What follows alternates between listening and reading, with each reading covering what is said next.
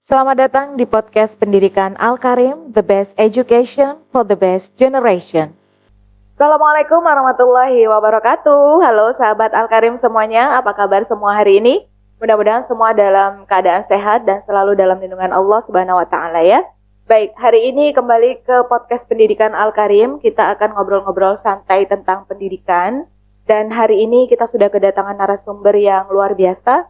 Beliau adalah salah seorang wali murid dari kelas 8 SMP Alam Al-Karim Lampung. Beliau juga saat ini concern di dunia pendidikan dan tentu saja ada banyak pengalaman dari beliau yang mungkin bisa menjadi motivasi atau inspirasi bagi kita semua.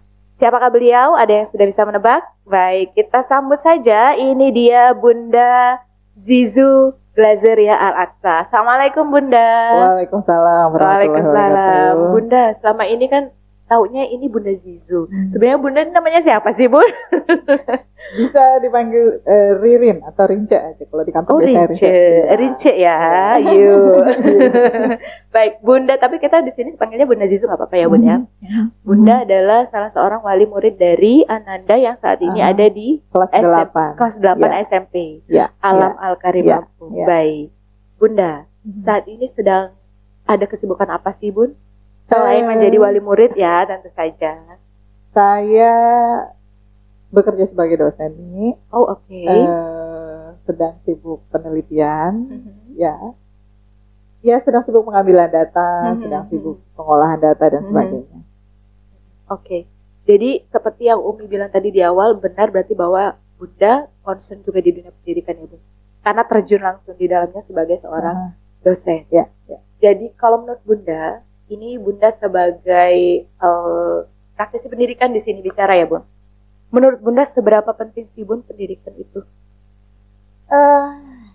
Pertanyaan ternyata sulit ya, Mia. Saya kira ini ngobrol-ngobrol ringan. Santai aja, ringan ini sebenarnya ringan. Oke. Secara filosofi ya.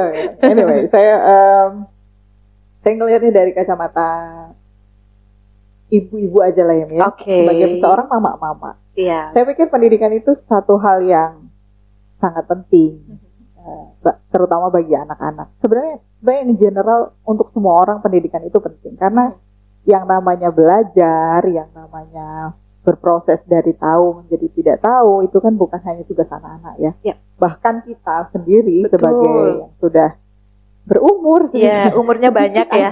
sedikit lebih banyak. Itu pun tetap harus belajar ya.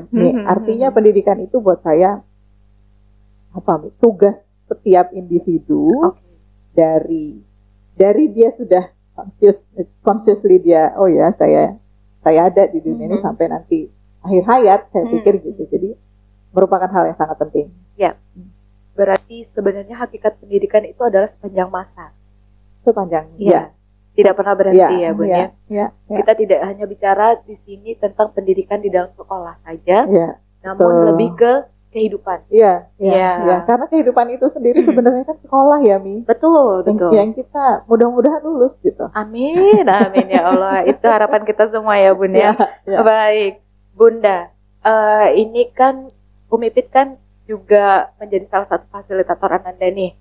Ananda Zizu, kebetulan Umi adalah fasilitator bahasa Inggris. Waktu itu pertama kali, jadi sahabat Al-Karim, sebagai informasi bahwa Ananda Zizu ini bergabung bersama SMP Alam Al-Karim ini sebagai murid pindahan ya, Bu? Pindahan. Yes.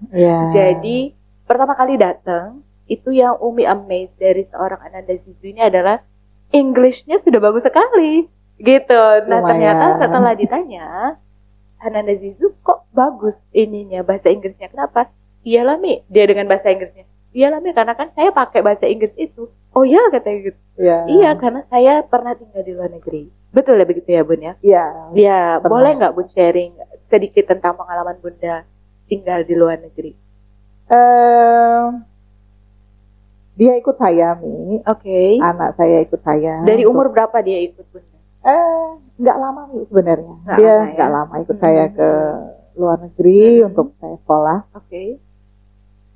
Kemudian dia, ya itu menurut saya keberuntungan ya, Mi ya, karena dia pernah merasakan sekolah di luar negeri, dengan bahasa yang sama sekali dia tidak bisa. Ya. Jadi dia pindah itu dia tidak bisa sama sekali bahasa Inggris. Oh, Tapi ternyata hanya dalam waktu 6 minggu nih. Jadi 6 minggu. 6 minggu. Jadi kalau di sana itu anak-anak baru itu dikumpulkan di satu kelas. Jadi kayak kelas internasionalnya lah ya. Jadi kayak anak dari berbagai macam negara di situ. Ternyata kalau anak-anak itu sangat cepat nih. Oh. Sangat cepat, sangat adaptif gitu. Jadi dalam waktu 6 minggu Zee sudah bisa dipindah ke kelas yang umum gitu. Dan memang Masya rata-rata Allah. anak-anak saya lihat memang begitu polanya ya. Jadi dalam waktu 6 minggu ternyata mereka sudah bisa beradaptasi, sudah bisa berkomunikasi dengan lancar gitu. Yeah. Jadi udah bisa dipindahkan ke kelas yang memang grade-nya gitu. Oke. Saya pikir memang kalau bahasa masalah kebiasaan aja. Betul. Ya, sama setiap orang saya pikir gini nih, kalau saya selalu berpikir bahwa tidak ada bahasa satu yang lebih bagus dari bahasa lain. Maksud saya gini, kalaupun seseorang bisa bahasa Inggris itu tidak lebih pintar dari seseorang yang bisa bahasa Jawa. Betul. Jadi bahasa Jawa juga sulit loh Iya, buat orang yang iya. tidak bisa bahasa Jawa gitu kan. Jadi saya melihatnya sebagai apa ya? Suatu kebiasaan baru yang dia praktekkan setiap hari sehingga dia bisa menguasainya dengan ya relatif cepat lah daripada saya yang harus belajar selama berbulan-bulan bahasa asing baru bisa lancar gitu. Alhamdulillah. Iya, jadi memang saya sendiri pribadi ya Bu sering jadikan Ananda Zizu ini di kelas sebagai role model karena kan Umi ngajarnya bahasa Inggris jadi sangat terbantu sebenarnya dengan adanya Zizu. Jadi ketika mengajar itu saya sering jadikan Ananda Zizu ini sebagai katakanlah asisten lah gitu. Jadi coba nak jelaskan sama yang lainnya karena memang English dia sudah one step ahead dari teman-temannya. Tapi benar kata Bunda bahwa bisa bahasa Inggris itu bukan berarti lebih baik dari teman-temannya yang nggak bisa bahasa Inggris. Tapi kan memang stigmanya kalau orang bisa bahasa Inggris itu keren ya kan sih Bun. Salah satu fasilitator di sini juga bilang gini, gimana sih Mi caranya bisa bahasa Inggris? Kayaknya keren loh kalau kamu bahasa Inggris itu. Sekedar keren. Gimana tuh Bu? Saya melihatnya itu apa Mi? Bagian dari perkembangan zaman ya. Kayaknya kalau kita bisa berbahasa asing, terutama bahasa Inggris, kemudian berbicaranya campur-campur itu kayak keren gitu. Padahal katanya ahli bahasa kalau orang yang bicara campur-campur itu justru sebenarnya terjadi ketidaksinkronan di dalam di otaknya ketika dia sedang berbicara. Tapi ya seperti itulah yang adanya sekarang. Maksudnya orang-orang berpikirnya bahwa itu sesuatu yang keren gitu ya. Jadi ya mungkin juga kebetulan atau keberuntungan lah buat Zizu pernah punya pengalaman untuk sekolah di luar sehingga dia bisa menguasai bahasa asing itu dalam tempo yang relatif cepat karena dia langsung dijeburkan dicemplungin langsung itu tuh kebanyakan nih ke kelas kita tidak ada satu orang pun yang bisa bahasa Indonesia. Betul. Kan mau tidak mau kan dia harus belajar dengan cepat gitu. Iya betul sekali. Baik, kalau itu tadi kan pengalaman Bunda tentang khususnya Ananda Zizu ya yang sudah alhamdulillah berkesempatan untuk tinggal di luar negeri. Kalau menurut Bunda sendiri, ini kan Bunda kebetulan juga ada di dunia pendidikan. Menurut Bunda, ada nggak sih Bun perbedaan antara pendidikan di luar dengan pendidikan di sini di Indonesia? Mungkin saya harus membaginya dulu ya dalam akademik dan non akademik ya. Yes. Kalau dalam hal akademik saya pikir saat saya lihat materi-materi yang saat itu dipelajari anak saya pikir tidak terlalu berbeda. Terutama misalnya kayak matematika gitu Mi ya. Ya standar Mi, saya pikir tidak terlalu beda lah. Basic lah ya. Basic math. Ya, jadi tidak terlalu ada kesulitan. Tapi yang saya perhatikan itu misalnya matematika itu lebih banyak soal-soal yang sifatnya penalaran. Jadi lebih banyak soal itu aplikasi. Kalau kita soal cerita. Oh gitu. Iya. Jadi analisa ya, yang membutuhkan analisa. Betul. Betul. Jadi setiap soal itu dia ada cerita begini yang membutuhkan nanti dia berpikir menganalisis ini kemana gitu. Dan itu yang Zizu kesulitan di situ. Oh, Karena untuk memahami bahasanya betul. itu aja udah barrier kan. Iya. Satu.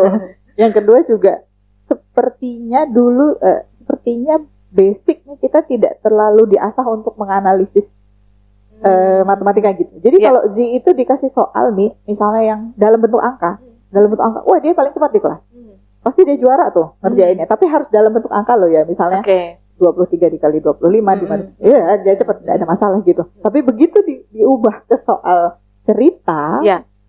yang membutuhkan analisis, dia kurang bisa memahaminya. Mungkin saya pikir satu mungkin karena kendala bahasa. Ya.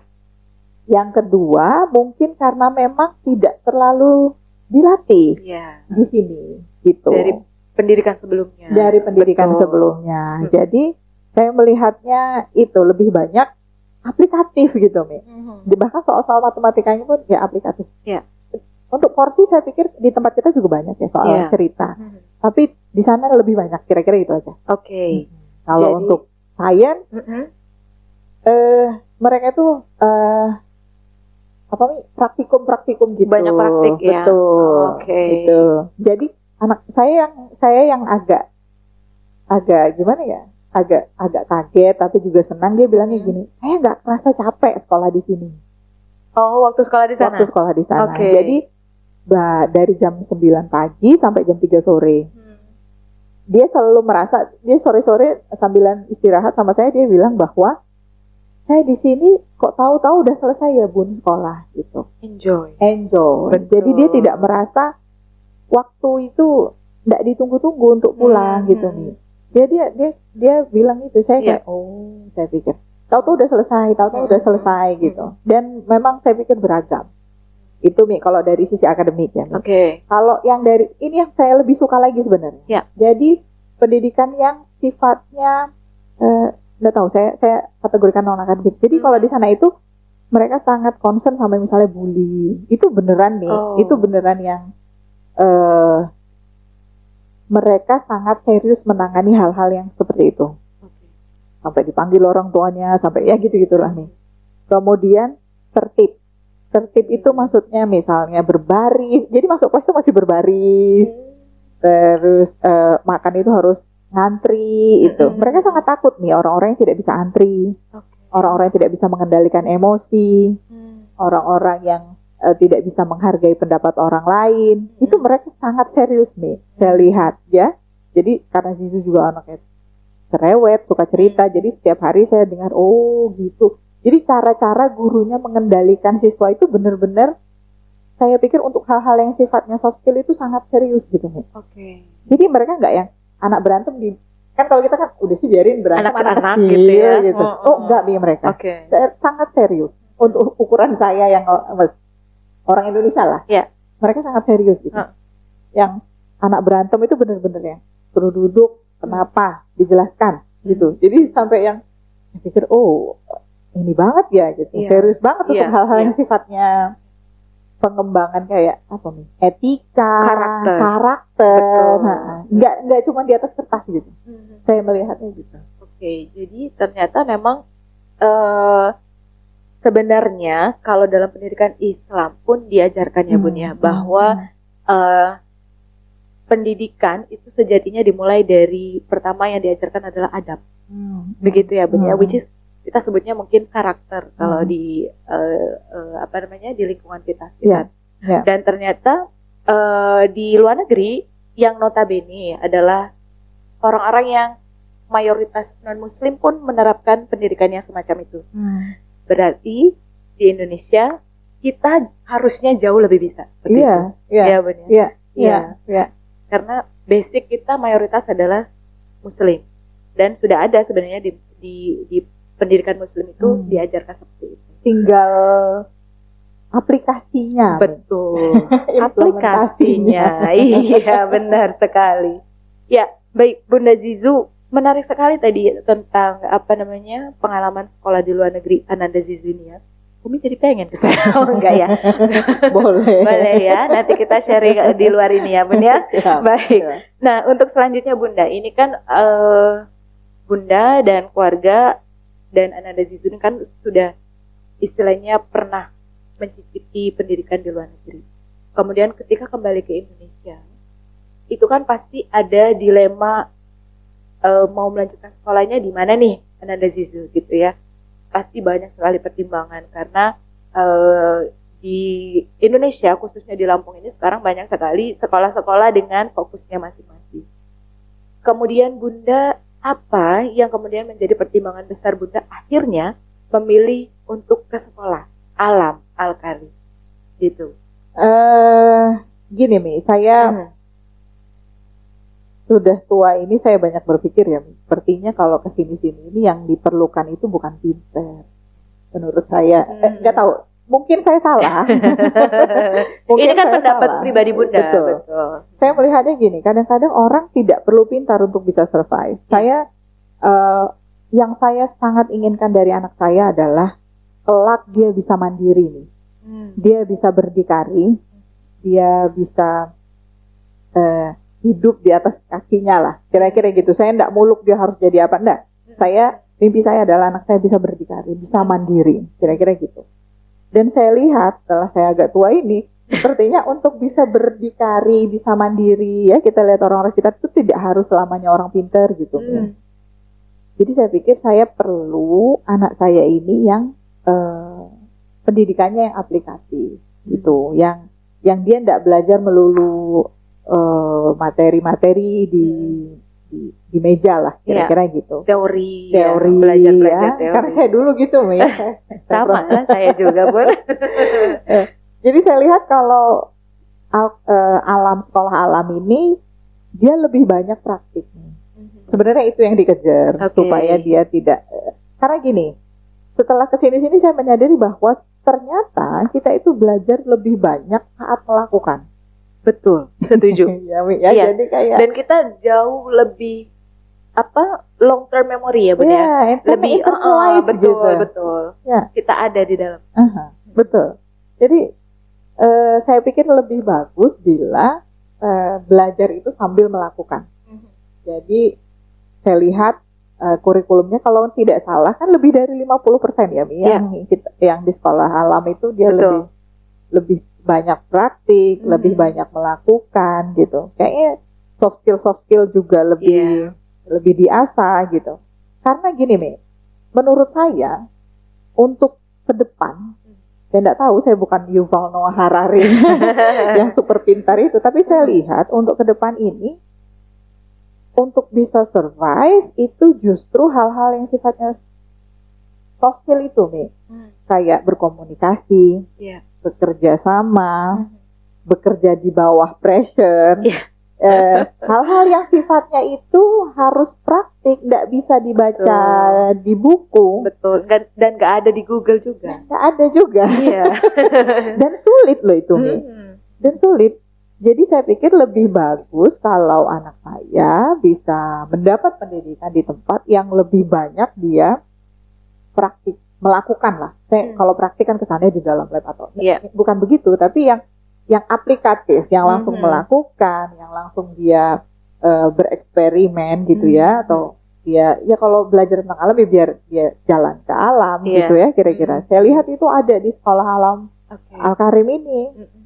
Itu pertimbangan yang saya pikirkan sehingga pada akhirnya memilih untuk bersekolah di sekolah alam Al-Karim ini. Tapi Bun, kalau dilihat dari konsepnya kan ya, pasti berbeda dengan sekolah-sekolah yang sudah pernah Kak Zizu masuki gitu ya. Betul. Terutama adalah di kegiatan-kegiatan alam misalnya. Kayak naik gunung, kemudian survival dan sebagainya. Ada nggak sih Bun kekhawatiran gitu ya sebagai orang tua? Ini kan pertama kalinya nih gitu masuk ke sekolah alam, terus dengan kegiatan-kegiatannya seperti itu, terus ini perempuan pula gitu anaknya. Ada nggak Bun rasa khawatir gitu? Terus bagaimana cara Bunda kemudian ya udahlah gitu, maksudnya nggak apa-apa gitu, dia diikutkan saja dengan kegiatan-kegiatan itu. Gitu. Kalau khawatir pasti Mi. Malah cenderung saya itu terlalu khawatir. Dia karena memang anaknya cuma satu, masih menurut saya dia masih kecil ya. Untuk karena gini, saya melihat diri saya di usia dia, saya belum naik gunung. Oke. Gitu. Saya naik gunung saat saya sudah agak lebih gede lagi gitu. Jadi saya membayangkan dengan keadaan yang dulu saya temuin saat Seusia itu, betul. apakah dia mampu gitu. Jadi saya pikir khawatir. Ya. Tapi di kesadaran saya bahwa kalau tidak dilepas, tidak dicoba, kapan lagi? Tidak tahu, iya betul. Ya kan? Kita lebih sering menyesali apa yang tidak kita lakukan ketimbang yang dilakukan tapi gagal. Iya betul. Iya kan, Mi? Jadi ya saya berusaha, Mi, mendampingi, misalnya kalau seperti kemarin live in. Ya, saya paling tidak saya mengantar, saya lihat tempatnya gitu. Jadi sedikit banyak sebenarnya itu untuk kelegaan saya. Kalau anaknya mah cuek saja. Anaknya mah udah enjoy aja kalau udah sama temannya. Gitu. Tapi untuk kelegaan saya berusaha, misalnya kemarin kita naik Gunung Raja Basa, saya paling tidak saya antar gitu, saya lihat. Itu sebenarnya untuk saya sih, bukan untuk dia sepertinya ya. Lebih ke menenangkan orang tuanya. Iya benar. Ya, kalau dia bilang khawatir, saya khawatir, tapi saya sadar bahwa saya tidak akan bisa membangun anak saya seperti harapan saya, dia mandiri, dia berani, dia confident segala macam, kalau saya tidak merelakan itu tadi untuk mencoba. Gitu. Betul. Jadi ya tetap dicoba. Tetap dicoba ya. Walaupun agak-agak ngeri-ngeri sedep ya Bun ya. Aduh, Gunung Raja Basa gitu kan. Aduh, di sana ada toilet enggak gitu-gitu lah ya pokoknya ya. Tapi semua alhamdulillah terlewati. Alhamdulillah. Betul, karena kita tidak akan pernah tahu kalau kita belum mencobanya. Betul. Ya, baik. Itu kalau untuk tadi kenapa di sekolah alam dan sebagainya. Kemudian setelah masuk di sekolah alam ini kan berarti kalau Bunda sendiri sebagai orang tua, ada nggak sih perubahan Kak Zizu selama dia sudah ada di sekolah alam Al-Karim? Gitu. Ya. Yang paling menonjol itu hafalannya, Mi. Hafalan, Masya Allah. Hafalannya itu menurut saya untuk ukuran saya meningkat pesat. Ya. Karena mungkin kan ini sesuatu hal yang baru juga ya, Bun. Betul. Dari yang di luar gitu ya, di luar negeri kan tidak ada. Kemudian di sini, tapi alhamdulillahnya Kak Zizu ini adalah salah seorang murid yang cepet, Bun. Ya tadi Bunda bilang ya, dia di luar negeri aja cuman butuh waktu 6 minggu untuk kemudian gabung dengan teman-temannya yang native ya. Betul. Nah ini dia di sini juga hafalan juga begitu. Jadi nggak terus dia ketinggalan jauh dengan teman-temannya, itu juga enggak. Jadi artinya dia bisa mengikuti ritme yang ada di sini gitu. Mungkin awal-awal dulu Umi cerita sedikit ya, Bu. Kak Zizu ini memang mungkin ya ini dialami oleh hampir semua anak baru di sekolah. Jadi malu, kemudian pendiam gitu. Saya dulu menyangkanya Zizu itu pendiam loh, Bun. Karena dia kan selalu pakai masker gitu, nggak pernah lepas masker, terus nggak pernah terlihat interaksi dengan temannya dan sebagainya. Namun ternyata semakin kesini, ternyata kemarin tuh karena kebaruannya, gitu. Setelah kesini kelihatan ternyata anaknya cheerful, kemudian sangat sociable gitu ya, sangat bisa bersosialisasi dengan teman-temannya, gitu. Itu kalau dari Umi sih sebagai juga fasilitator Ananda Zizu di sekolah. Pemalu enggak, Mi, sebenarnya, tapi dia observer yang baik. Oke. Kalau menurut saya, jadi dia memang orangnya memperhatikan dulu gitu, baru kemudian dia memutuskan untuk dia gabung atau enggak. Biasanya gitu. Jadi memang terkesannya kayak pemalu kan ya, Bu? Karena dia harus diam dulu, dia mengamati. Ya nggak jauh lah sama Umi gitu juga. Baik, Bunda, ini asik sekali kita ngobrol, tapi kan seperti biasa ya kita dibatasi oleh waktu dan kita sudah sampai di hampir penghujung acara. Mungkin ini yang terakhir, Bunda. Boleh mungkin Bunda memberikan closing statement untuk sahabat Al-Karim semua di rumah tentang apa yang kita bicarakan pagi ini. Mungkin bisa berupa motivasi atau inspirasi semacam itu. Silakan. Ya, terima kasih Umi. Sahabat Al-Karim ya, Mi, ya sebutannya. Iya, betul. Jadi kalau menurut saya pribadi, sahabat Al-Karim, anak itu bukan anak kita. Maksudnya gini, bahwa dia punya seorang anak itu adalah individu yang merdeka. Dalam arti dia tidak harus meneruskan cita-cita kita, dia tidak harus sesuai dengan mau kita. Dia punya jalan hidupnya sendiri, dia punya path of life dia sendiri, dia punya destiny dia sendiri. Tugas kita sebagai orang tua mendampingi, mengarahkan, membantu, ya, tapi bukan menentukan.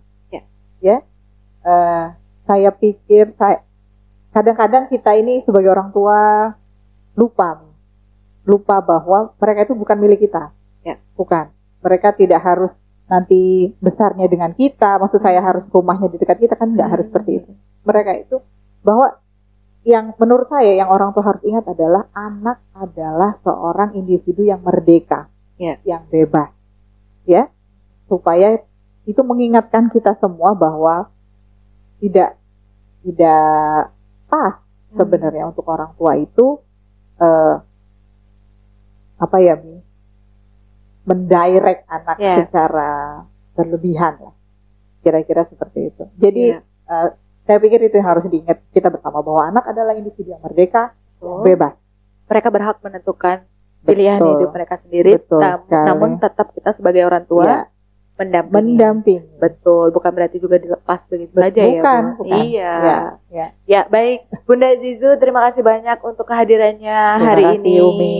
Mudah-mudahan selalu sehat ya, Bun. Salam untuk Abah dan juga Nanda Zizu di rumah. Siap. Mudah-mudahan nanti ada kesempatan kita untuk ngobrol-ngobrol lagi dengan tema yang berbeda ya, Bun. Baik, terima kasih banyak Bunda sekali lagi atas kehadirannya. Iya. Baik, sahabat Al-Karim, selesai sudah pembicaraan, selesai sudah ngobrol-ngobrol santai kita dengan narasumber kita yang luar biasa pada hari ini.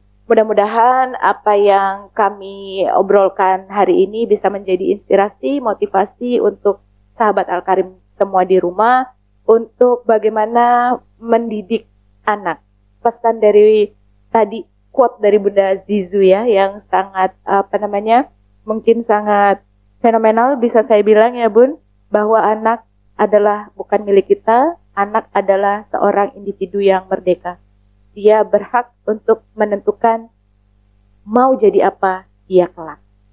Tugas kita sebagai orang tua adalah mendampingi dan tetap membimbing mereka. Baik, terima kasih sahabat Al-Karim atas kebersamaannya hari ini. Kita berjumpa lagi di lain kesempatan dengan tema-tema dan narasumber yang kece-kece luar biasa yang lainnya. Terima kasih. Assalamualaikum warahmatullahi wabarakatuh.